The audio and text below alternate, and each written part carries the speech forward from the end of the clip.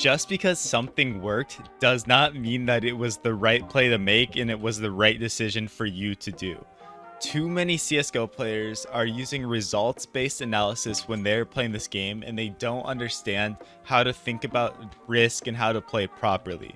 Today, we're going to talk about what we need to do to make the best decisions possible, and where we're going wrong when we're playing the game, and why we're struggling to consistently perform, why we're constantly being caught out and just not playing as optimally as we can be playing.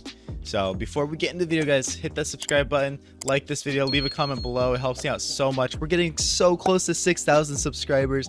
It makes me so happy. We're posting videos every day and just keep growing and growing, so thank you guys so much. But let's get into it. So like I said, results-based analysis is the way CSGO players think. And what does this mean? What is results-based analysis? It is pretty much when you're playing the game, or anything in life, but we're going to talk about CSGO specifically. When you do something and it may have not been the best play, it may have not been the smartest play, but it works. So in your brain, you're like, it worked, so it must be good, right?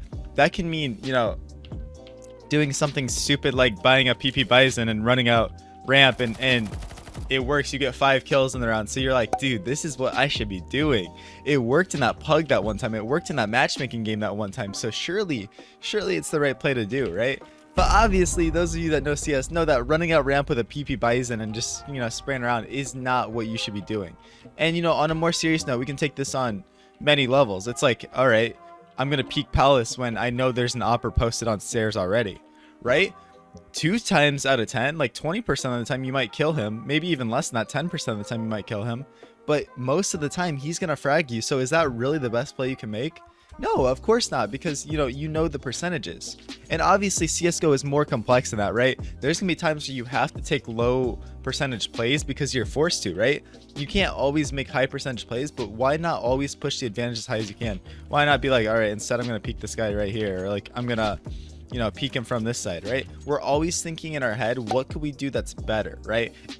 Too many players, like I said, they get stuck in this mindset of, well, dude, it worked, so surely it must be good. I've seen this in pugs so many times, right? I've learned now to just keep your mouth shut and give constructive criticism. It doesn't make sense to sit there and try to convince and yell at somebody, right? But I've seen it in pugs where somebody makes a brain dead play, like they make a really foolish play and it works, bro, and it makes me excited because it's in a pug. But I'm like, in my head I'm like, dude, that was something else. Like that should not have worked. I'm happy it did, like I'm so happy it did, but wow, like that was a bad play. But the problem becomes when you see it a lot in pugs, like on CT side.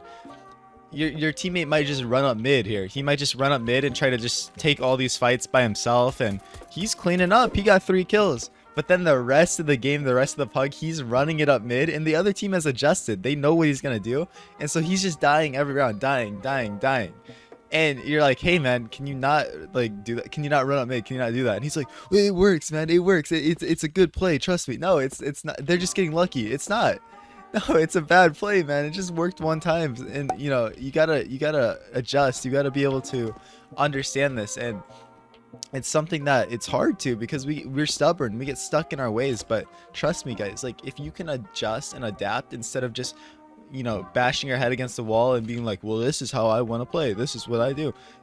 I mean, come on, man. Like learn how to play the game and learn what's gonna work and what's best for you. So I see that way too much, and the way we need to think about things is, we need to be always thinking like, man, what is the best play I can make right now, and how can I predict what the other team is going to do? The same way that they're gonna start punishing my teammate running up mid, and if they don't, the game's just over, we win, right? But they should start adjusting to this guy running up mid. In our head, we need to be those players. We need to be able to adjust. We need to be able to be a step ahead of what the other team is going to do, right? And that comes with a deeper level of thinking. That comes with the ability to see pattern recognition and know what these players are going to do. So, if I jump underpass and kill a guy one round, they're going to be a lot more cautious, and they're not going to want to peek this without a flash, right? They're going to want to flash stuff. They're going to jiggle things out and do that. So now I know in my head, like, hey, I'm forcing them now to use utility or take it a lot slower because I punished them for what they did before, right? So in my head, I can get an idea of what I've done in the past rounds and how that's going to affect the other team in the rounds after that, right? So it's just the same thing. Like if there's a smoke down a palace and you decide to walk through it, like you just walk through it dry, right? And you catch this guy off because he's just not expecting a stupid play like that, right? It's stupid play, like, you know what I mean? Well, now the rest of the game, anytime these guys see a smoke, they're going to be holding it, right? So you can use that to your advantage. Say there's a top con smoke here and you're a CT, man, have a teammate flash for you. You know, have him, hey, I'm flashing through con for you. Boom, look at that. The flash pops through here, and with that you could just sprint through and get that kill because these guys are tunneled on it. They're like, hey man, he walked through the smoke last time, we're ready for it. It's the same thing with like one-way smokes, right? Like if you're constantly throwing one-way smokes, I don't know the exact one, but if you're constantly throwing one-way smokes, then the other team is going to be ready for that, and it's going to change the way they play. When I'm playing as an opera, when I'm playing somebody that's constantly throwing one-way smokes and all these things, I'm hesitant. I don't want to peek, right? I don't want to peek that. So I rather just wait for that to, you know, go away. So if I'm on the CT side and I'm the one throwing this one-way smoke, I could throw the smoke, right? I could throw the smoke, but instead of using it, I could shift in the sight here. You know, change up how I play. I could really confuse the other team because I know what the tendencies that they're thinking in their head, right? I'm one step ahead of them because I'm playing next level. So that's your options, guys. You can either use results-based analysis and run your head into a wall and just, you know, not be open to criticism and understanding that what you're doing is actually detrimental to the team, or you can use your head to adjust to what the other team is doing, what you're doing yourself, and be able to be one step ahead every time, right? And there is certainly time and place that you need to just chill out, right? You need to just take a step back. Like, you don't always need to be constantly flowing around everywhere, right? There's a time and place where, you know, you get a kill and you just hold, right? It's like, man, if I get a kill in Palace here, maybe I'm opping. All right, I get a kill. Maybe I don't need to rotate all the way around the B site, right? Maybe instead I should just stay on A.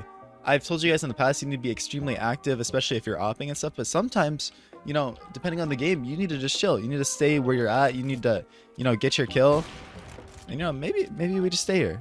You know, maybe we don't try to do too much, because doing too much can be bad sometimes. So it's just about that healthy balance. It's about learning what is best for the game, because every single game is going to be different depending on the enemies, depending on your teammates. You're just going to have to figure out every time. There's no secret formula to success.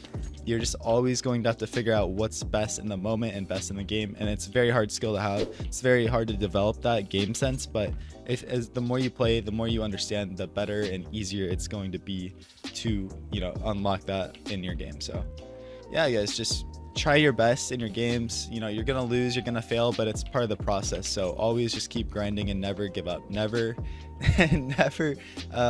underestimate how powerful you can be. So I'll catch you guys all later. Thank you so much for watching this video. Make sure to subscribe to my channel. You're all amazing. So you guys have a great rest of your day. I appreciate all the support, and peace out.